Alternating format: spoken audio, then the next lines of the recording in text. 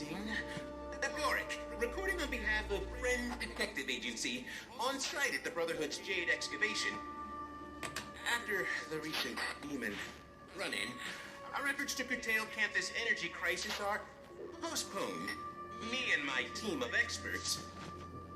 Your team, huh?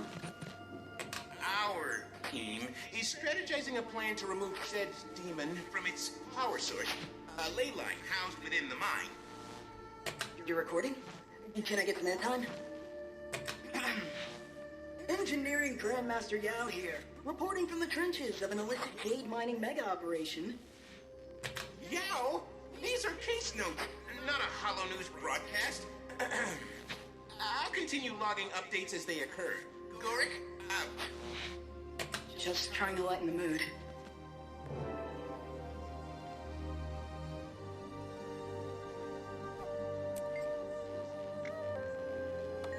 Case notes.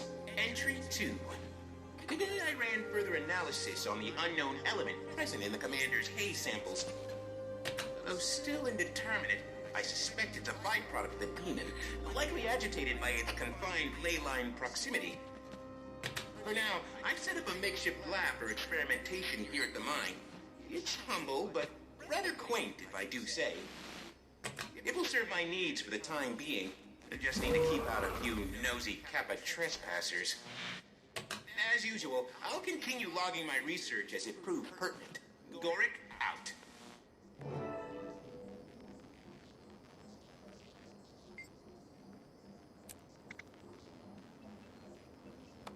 Case notes. Entry 3.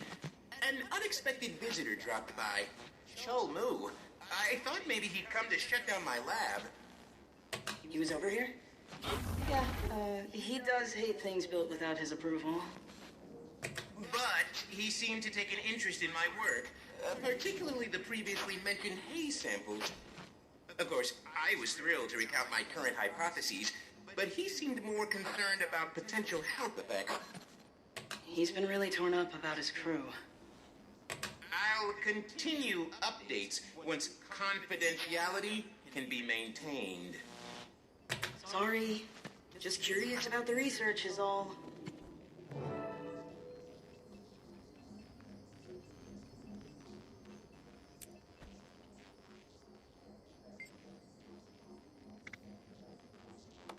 While I usually record notes as soon as possible, the event that transpired recently required a moment to process. It began when one of those Kappa pets got into my equipment, while wreaking senseless havoc, smashed a haze sample. The sample was small. However, inhaling its contents in an enclosed area made me lightheaded. I knew it was unlikely to cause damage. Still, I went to recuperate on a cot at the medical tent. Once rested, I felt well enough to return to work. But when I opened my eyes, what I saw made my nausea return full force. Oh, Detective Rama, I mean... Am I interrupting? No, just recording some research notes. I can get back to them later.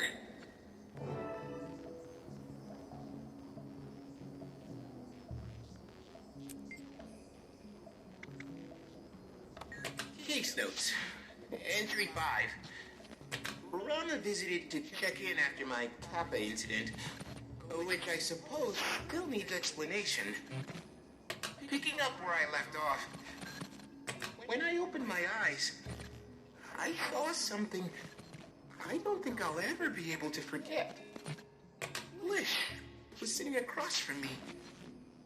Not in his golden body, but exactly how I remembered him from before his illness took over.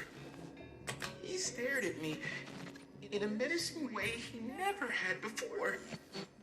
And his body disintegrated into a mass of writhing beetles. They swarmed me. I can still feel the prickle of their claws across my skin. At the point I thought I might suffocate, they vanished. Next thing I remembered, I was clinging tightly to Yao, sobbing. They comforted me until I could pull myself together. Once I found the words, I told them everything. They stayed with me for a long time. Then they returned later with some tea. I'm still shaken up and rather embarrassed about what happened. But I'm so grateful Yao was there to help me through it. I'm going to see Tiny soon, and I plan to tell her everything that happened.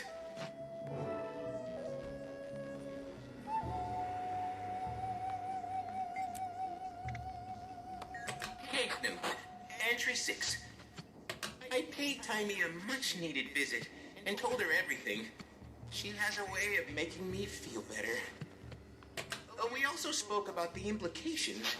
We think the unknown element I've been studying is causing these effects. What's most troubling is that this incident confirms my earlier hypothesis. These hallucinations aren't random. Based on the commander's experiences, and now my own, the delusions appear to target prime emotional vulnerabilities. The how of it all remains a mystery, but it does explain the demon's manipulation of one's senses. Now that I'm back, I plan to tell Rama and Yao about this development, though it seems they stopped by in my absence. They installed a few Kappa-repellent gadgets outside my lab, and left a kind note with a plate of tea cookies. Picturing those two working together makes me smile. They seem on better terms lately. I hope the trend continues.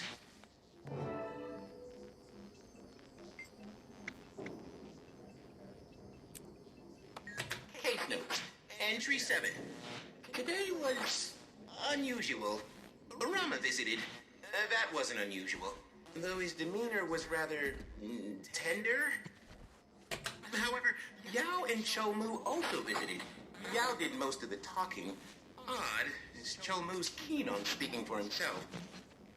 Yao explained that Chomu had experienced hallucinations. I asked him to elaborate. Frequency, locations, etc. Rama made to leave, perhaps out of politeness, but Chomu told him to stay. He said it's better we're all made aware. He didn't go into much detail. His visions were of a deceased friend, and they only occurred in the lower mind. Rama pressed him about the other crew members, but Chomu claimed that none had voiced similar experiences. He originally chalked any behavioral discrepancies up to stress, but he realized too late that it may be something more. Chomu's account seemed credible, if not a bit slow, and there are another data point supporting mine and Tiny's theory.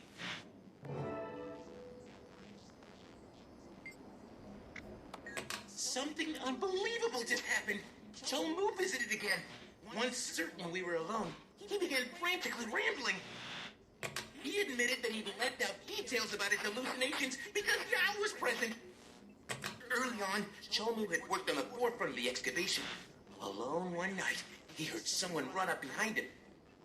Before he knew it, he was face down. He could hear the attacker hissing while bashing his head into the ground. Nearly unconscious, Chomu felt the attacker start chewing his leg. He suspects it may have been trying to eat him.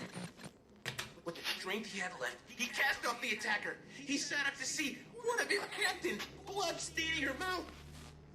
Their struggle continued, edging closer to a mine shaft. To keep them from falling, Chomu tried to ram her backward.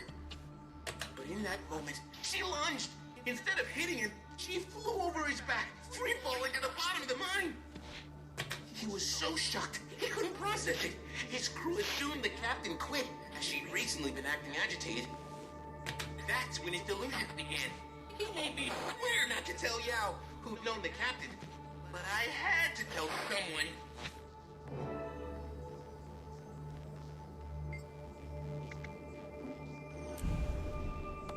Case note, entry 9. I have a confession. Despite Chomu swearing me to secrecy, I couldn't keep his story to myself.